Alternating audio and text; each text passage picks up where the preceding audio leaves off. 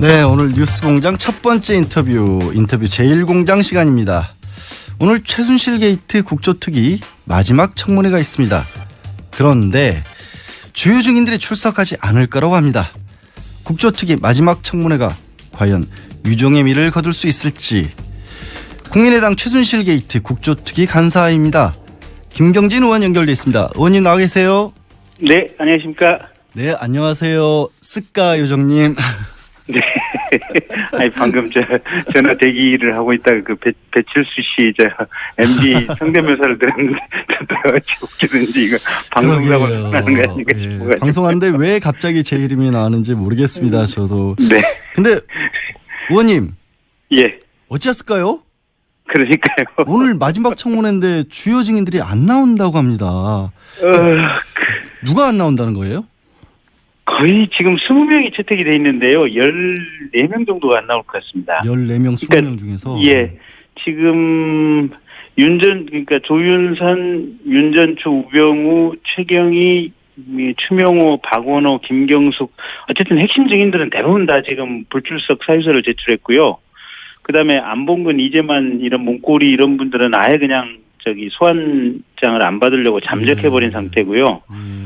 또 박재홍 국가대표 승마팀 감독 이런 사람은 해외에 체류하고 있다 이렇게 하고 있고, 결국은 지금 정성주, 정매주 씨, 그다음에 삼성의 박상진 사장, 그다음에 구속된 남궁건 학장 이런 분들, 정동춘, 노승일 씨 이런 6명 정도가 지금 간신히 출석할 것으로 보이네요. 정동춘, 노승일 부장 같은 경우에는 그래도 굉장히 시원한 얘기들 좀 많이 해주었었고, 이기만 안종근 비서관이 헌법재판소에서 오라 그래도 안 나왔던 분들이니까 그렇다 치더라도, 네. 아까 저도 이제 브리핑 하기 전에 잠깐 얘기를 한 게, 지금 그 사이에 청문회 사이에 좀 많이 바뀐 상황들이 있지 않습니까? 특히 이화여대 최경희 총장이라든가 전 총장이라든가 김경숙 학장 같은 경우에는 지난 청문회에서 위증했던 게 거의 확실해 보이고, 네. 아시겠지만 이제 청문회에서 마지막까지 말을 바꾸게 될 경우에 위증죄라도 벗어날 수가 있지 않습니까?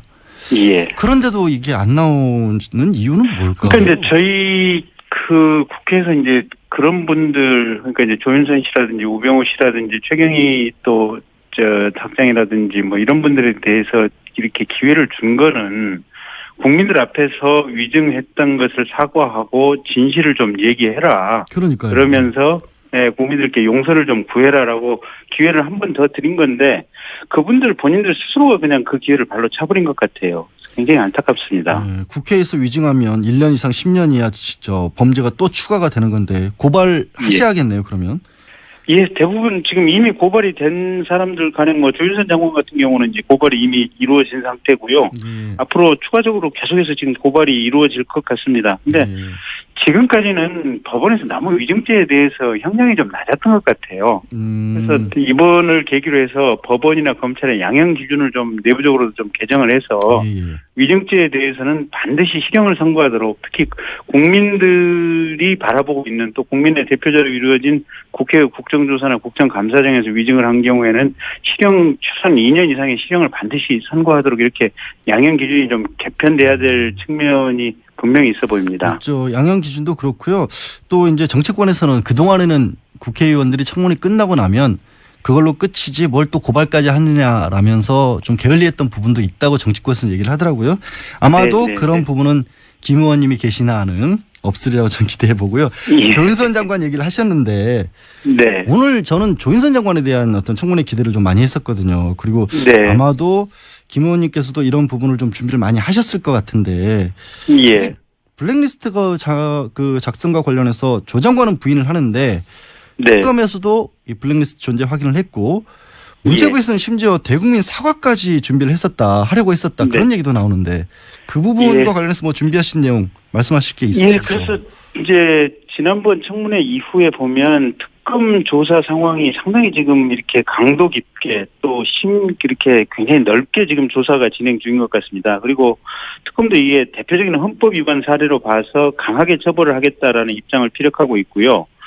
그래서 문체부 내부에서도 상당히 지금 술렁이고 있다고 합니다. 그러니까 이게 너무 많은 이 간부나 직원들이 연루가 돼 있다 보니까 이 정도 상황이 됐으면 빨리 이렇게 국회에서 사실을 인정하고 대국민 사과를 하자. 그러는 것이 문체부 내부적으로 피해를 최소화하는 길이다라는 것이 지금 내부에서 이렇게 의견이 모아지고 있는 것 같은데 오직 조윤선 장관만이 지금 버티고 있는 모양이에요. 사실 그러니까 그렇죠. 공무원들이 아시겠지만 공무원들이 자기가 다 모든 책임을 지기 위해서 상급자에게 보고도 안 하고 그런 것들을 만들었다라는 거는 상상하기도 어렵지 않습니까? 예, 그렇습니다. 사실 이건 누가 봐도 청와대의 지금 박근혜 대통령이나 김기춘 실장이 핵심 주역이고 결국은 이제 실무 총책임자로서는 조윤선 장관, 그다음에 이제 그 밑에 있는 차관이라든지 청와대 이 비서관들, 그다음에 문체부의 국장, 과장 이제 이런 사람들로 이렇게 이루어진 것들이거든요. 근데 결국은 이게 문체부 국장이나 과장 또 실무 사무관 서기관 입장에서 보면 자기들은 위에서 시키는 대로만 했는데 그렇죠. 공무원들은 기소되는 순간 이게 평생 이렇게 봉직했던 것으로 인해서 받는 연금도 못 받게 되고 이제 공무원의 명예는 그냥 다 날아가고, 물론 이게 본인들이 부당한 불법적인 지시면 거부를 해야 할 용기를 가지고 공직을 수행하지 못한 그 책임은 있지만 어쨌든 그럼에도 불구하고 이제 공직자라는 한계가 있는데 그런 것을 끝까지 지금 보호해주지 못하겠다, 그걸 제대로 못하겠다고 하는 이 조윤선 장관의 태도는 사실은 납득이 안 가는 부분이죠. 보호를 못해준다기보다 적극적으로 다른 쪽으로 얘기를 했던 그런 의혹도 나오고 있죠. 그러니까 송수근 차관 임명한 게 결국에는 조 장관이 자기를 보호하기 위해서, 그러니까 자기 편으로 만들기 위해서 차관으로 임명을 했다, 그런 얘기까지 나오고 있는데요. 예, 그러니까 특검에서 이제 아마 그런 부분에 대해서 상당히 지금 조사가 됐다고 그러는데요. 이 송 차관 같은 경우는 지금 문체부 기획조정실장을 역임을 했었거든요. 그래서 이게 문체부 내 주요 보직을 역임하다 보니까 이런 블랙리스트에 관련해서는 상당히 많은 내용을 알고 있고 본인 직접 개입이 돼 있다. 그래서 이 사람은 차라리 승진을 시켜서 좀 더 핵심으로 끌어들여야만 증거인멸이라든지 이 사건을 숨기는 데 유리하다라고 보고 이번에 차관으로 승진시켰다라는 얘기가 타당하거든요. 그렇습니다. 그렇게 차관으로 승진시키는 데는 조윤선 장관이 지금 위중죄로 고발돼 있고 여러 가지 이제 이 직권남용죄라든지 제목으로 처벌받을 가능성이 높기 때문에 그런 부분을 좀 피하기 위해서 한 것이 아닌가 라는 부분이 아마 특검에서 조사를 집중하고 있습니다. 그러니까 지금 조윤선 장관은 사실은 뭐 정무수석 11개월 하면서 대통령하고 독대도 한번 못했다 할 정도로 자신은 뭐 실세는 아니었다 이런 얘기를 하고 있지만 그게 거짓말일 가능성이 더 높다라는 것이고, 지금 특검 같은 경우는 김기춘 전 비서실장이나 조윤선 장관 못 부르는 게 아니라 안 부르고 있다라는 입장인데, 그래서 이제 나머지 피의자들 뭐 다 밑에서 일했던 사람들에 대한 피해자들 신병 처리한 후에 부르겠다 이런 입장이잖아요.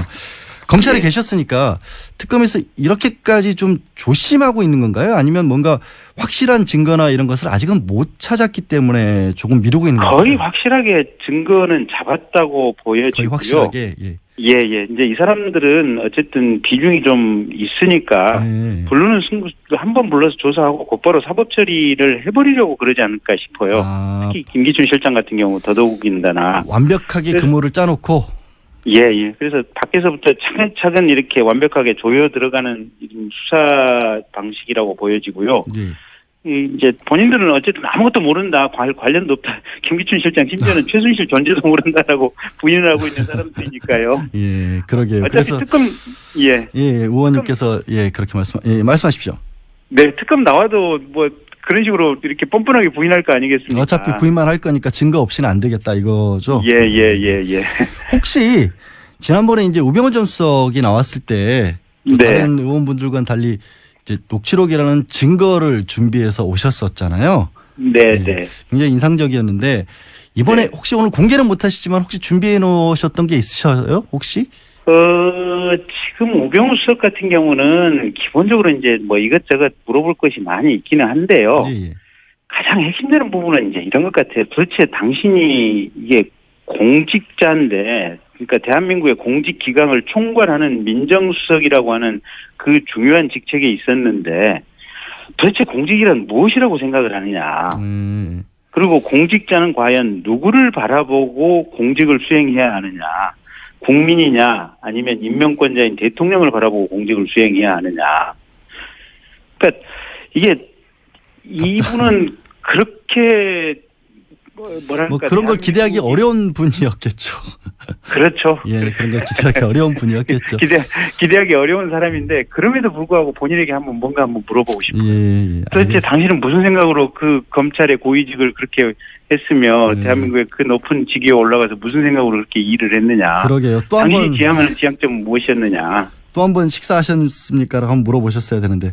네. 오늘 나오는 증인들에 대한 얘기도 좀 여쭤볼게요. 네. 오늘 그 청문회에 정성주 정매주 자매 그 미용 머리 담당하고 메이크업 담당이었던 자매가 출석을 하지 않습니까? 네. 마침 오늘이 이제 세월호 사고 1000일째 되는 날인데 네. 이 두 사람이 아무래도 대통령의 세월호 7시간 행적과 관련해서는 좀 뭘 알고 있지 않을까라고 지금 그 기대가 되는 그런 상황 아닐까요? 네. 그 사람들에 대해서 뭔가 좀 물어볼 게 있으시겠죠? 상당히 물어볼 부분이 좀 많은 것 같아요. 예. 이게 지금 지난번에 그 일부 방송 인터뷰를 보면 예. 지금 아침에 한번 세월호 당일날 아침에 들어가서 대통령의 머리를 만지고 나왔다는 거거든요. 예. 근데 이제 그 부분에 대해서는 청와대에서는 이제 명백히 얘기를 안 하고 윤전추 씨는 지금 헌법재판소에 나와서 아침에는 보지 못했다고 하는데 오후에만 들어왔다고 했죠. 예, 오후에만 들어왔다 그러고 오후에 이제 출입 시간을 청와대에서 이제 3시 22분에 들어와서 4시 한 70분쯤 후에 나갔다고 이렇게 출입 시간까지 이제 청와대에서 지금 공개를 하고 있는 상황인데 예.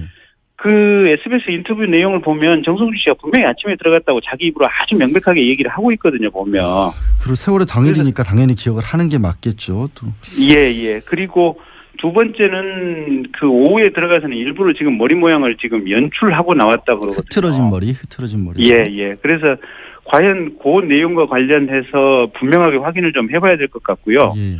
그 인터뷰 내용 아마 틀림없이 그 부분이 어떤 사회적인 쟁점이 되기 전에 부지불식간에 방송 인터뷰를 한 것이기 때문에 그 인터뷰 내용이 100% 맞을 거라고 저는 확신을 합니다. 그러니까 공식적인 조사를 하기 전에 그 의미가 어떤 것인지도 자신은 모르는 상태에서 언론과 인터뷰를 했고 다 털어놓고 나니까 이게 큰일 났구나 싶어서 공식적인 자리에서는 그걸 다 부인을 했다. 그리고 윤전추 전 행정관도 그 부분을 뒷받침하기 위해서 헌재에 와서는 일종의 위증을 한 거다. 그렇게 보신다는 거죠, 지금? 예, 그렇습니다. 그래서 청와대에서 오후에만 들어온 것으로 지금 자기적으로 지금 상황을 몰아가려고 하는 것 같은데 도대체 그러면 청와대에서 그렇게 몰아갈 이유가 무엇인가? 사실 오후에만 들어왔다는 것도 오후에 들어왔다고 할지라도 뭐 20분 머리를 했다고 하지만 그 위급한 상황에서 20분 했다는 것도 이해하기가 어려운데 굳이 아침에 만약에 들어왔다면 그것까지 막아야 할 이유가 저도 잘 이해가 안 가거든요. 그렇죠. 예. 그다음에 또 한 가지가 지금 일부 이렇게 언론에서 분석한 내용을 보고 있으면 그 당일날 오후 저녁 사진을 보면 분명히 성형시술, 이 필라 시술의 흔적이 대통령 얼굴 사진에 이렇게 영상에 분명히 박혀 있거든요. 여러 번 언론에서 의혹을 제기를 했었고요. 예. 근데 그러면 이 머리를 만지는 분하고 그다음에 이제 얼굴 화장을 해주시는 두 자매분이니까 사실은 대통령의 얼굴이나 머리에 대해서는 그 신체를 아주 가깝게 접근할 수 있는 사람들입니다. 그러게요. 이 사람들이. 예. 그래서 매일매일 들어가서 머리와 얼굴 분장을 해주시는 분들이기 때문에 하루하루 그 차이를 분명히 알 수밖에 없는 사람들이거든요. 만약에 뭐 시술을 했다라고 한다면 분명히 그거를 그 사람은 최소한 메이크업을 해주는 분은 최소한 알 수밖에 없는 그런 상황인 거죠. 예, 그렇습니다. 주사 이런 자국 같은 게 만약에 있다면 가려달라고도 요청을 했을 그런 상황이잖아요. 예, 이게 근데 언론의 사진 분석들을 다 해놓은 걸 보면 분명히 뭔가 시술을 한 것 같은 흔적들이 나오는데 거기에 관해서 대통령이 혹시 이 부분을 안 보이게 해달라 이런 요청도 했을 수 있을 거 아닙니까? 예, 그렇습니다. 그래서 그 부분에 대해서 객관적인 상황을 좀 물어봐야겠어요. 근데 다만 걱정되는 것은 이 정성주 씨, 정매주 씨 같은 경우도 최순실을 통해서 이 박근혜 대통령과 오랜 시간 인연을 맺어왔던 사람들이거든요. 그래서 이분들도 과연 얼마만큼 청문회장에 나와서 사실을 얘기해 줄까라는 걱정이 하나 있고 또 정성주 씨 같은 경우는 본인 남편이 새누리당 국회의원 후보로 이번에 예비후보 등록을 하고 출마를 하려고 했었던 분입니다. 그렇죠. 예. 그래서 그만큼 가까우니까 제대로 얘기를 안 하실 거라고 생각을 하지만 그걸 또 다그쳐 주시는 게 의원님 몫이잖아요. 예, 그렇게 어쨌든 그런 부분은 어떤 객관적인 상황을 가지고 국민들이 가질 수 있는 합리적인 의문을 정성주 씨, 정매주 씨를 상대로 해서 좀 물어보려고 합니다. 네. 다시 다른 얘기 좀 여쭤볼게요. 원래 박근혜 대통령에 대해서 헌법재판소가 세월호 7시간에 대해서 계속 얘기를 하고 있습니다만은 자료를 소명을 해라고 했고 5일까지 낸다고 했다가 내일 10일 3차 변론 기일에서 내겠다 이렇게 지금 계속 번복을 하고 미루고 있는데 왜 그거를 정말로 일을 많이 하셔서 기억이 안 나는 걸까요? 왜 그러는 걸까요? 간단하죠. 예, 숨기고 싶은 부분이 있다? 분명히 있으니까 여태까지 얘기를 못하는 거죠. 그게 아니라면 숨기고 싶은 부분이 없다면 사실은 무능의 극치를 달리거나 아니면 아이들이 죽어가는 상황을 보고도 아무 느낌이 없었던 정말로 정신적인 이상이 있는 상태에서 직무를 봤다. 둘 중에 하나밖에 없는 거죠.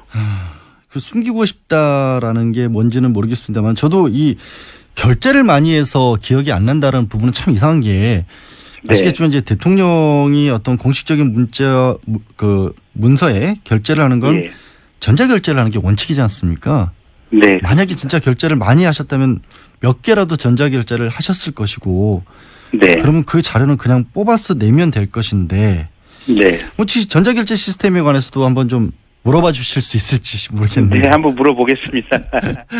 그런데 전반적으로 보면 대통령이 그날은 지금 지난번에 정호성 씨 구치소 청문회를 했을 때 대통령이 유달리 피로가 많아서 그날은 일부러 아무 일정도 안 잡고 지금 일부러 쉬게 해드리려고 공식 일정을 하나도 안 잡았다고 지금 그렇게 얘기를 했거든요. 그렇죠. 2시 이전까지에 대해서는 말할 수 없다라고 그랬죠. 정호성 전 비서관이. 예. 그래서 사실은 대통령이 아무것도 안 하고 있었거나 아니면 우리가 여태까지 여러 가지 의혹을 제기했던 성형시술이라든지 이런 엉뚱한 일과 관련됐을 부분이 제일 높다고 봅니다. 지금 성형 얘기를 하셨는데 언론에 새롭게 나온 얘기 중에 조원동 전 수석이 이른바 김영재 원장을 해외에 진출시키기 위해서 컨설팅 업체 대표를 만나서 부탁을 했었잖아요. 근데 이현주 씨하고 통화하는 과정에서 이 김영재 원장이 대통령 성형하고 관계가 있었다. 그런 얘기를 하면서 또 그렇기 때문에 그 부분을 내가 이게 성공을 못 시키는 바람에 자리에서 물러났다라는 취지로 안정범 전 수석한테는 반드시 꼭 김영재 의원권은 챙겨라. 이런 식으로 얘기를 했는데 사실 지난번에 김영재 전 원장 같은 경우에는 대통령 성형에 관해서는 다 부인했잖아요. 그러면 이것도 이 청문회 위증이 되는 게 아닌가요? 혹시라도 만약에 성형 관련이 있다면? 그 부분도 위증이 될 가능성이 매우 높습니다. 그러니까 지금 조원동 수석이 물러가게 된 게 김영재 원장을 제대로 챙기지 못해서 그랬다고 하는 것이 정설이고요. 심지어는 지난번에 청문회 때 보건산업연구원장 같은 경우도 이해운 의원 질문에 대해서 김영재 씨 해외 이렇게 진출을 제대로 돕지 못해서 결국 그 보복으로 그 직에서 조기에 해제됐다라고 청문회장에 나온 질문을 하지 않았습니까? 그래서 당시에 청와대 내부에서도 김영재 원장 사업을 제대로 챙기지 못하면 가차없이 날아간다라는 것이 뒤늦게 이제 이 조원동 수석이 이렇게 교체되는 것을 보고 청와대 내부에서도 모두가 인지하게 돼서 전부 이 김영재를 챙기기 위해서 서로 충성 경쟁이 벌어졌다 이런 얘기가 있거든요. 그러니까 성형외과 원장 한 사람 못 챙겨서 청와대에서 다 모든 사람이 날아간다. 근데 그 말씀이 이게 맞을 것 같은 게 가능성이 충분히 있어 보이는 게 이게 김영재 원장에 관해서 최순실의 금고에서 김영재 원장 관련한 서류들이 다 발견이 됐다라는 또 보도도 있었어요. 그럼 김영재 원장에 대해서는 이게 청문회를 넘어서서 별도의 또 수사도 해야 되는 거 아니겠습니까? 고강도로? 특검에서 이미 지금 수사가 진행 중인 것으로 알고 있고요. 그러니까 이제 여러 가지 가능성을 종합해 보면 김영재 원장의 사업이 사실상 김영재 혼자만의 사업이 아니고 사실상 최순실도 같이 이렇게 동업 형식으로 참여한 사업이었을 가능성도 충분히 있다. 그래서 특검에서 아마 그런 부분을 종합해서 수사를 진행 중인 것으로 알고 있습니다. 그러지 않고는 그런 일이 벌어지기 어렵겠죠. 의원님 말씀 더 듣고 싶은데 오늘 인터뷰는 여기서 마무리 드려야 될 것 같고요. 오늘도 스카이 요정으로서의 가치를 충분히 빛내주시기 바랍니다. 고맙습니다. 고맙습니다. 지금까지